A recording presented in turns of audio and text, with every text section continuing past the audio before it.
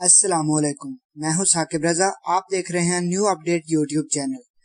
दोस्तों, आज मैं आपको बताऊंगा कि आप अपने नेटवर्क की स्पीड टेस्ट कैसे कर सकते हैं।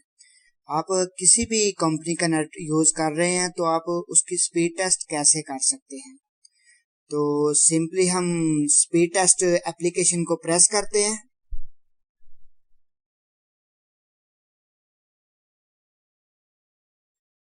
आप प्ले स्टोर को ओपन करके स्पीड टेस्ट उधर लिखेंगे, ये एप्लीकेशन आपके पास आ जाएगा। सिंपली इंस्टॉल कर लीजिएगा।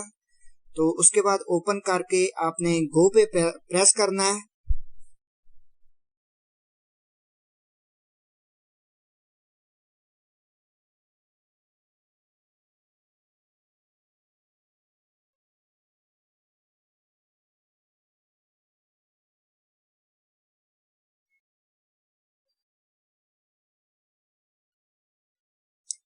तो मेरे पास डाउनलोडिंग स्पीड जो आ रही है 39 MB की स्पीड आ रही है मेरे पास डाउनलोडिंग की।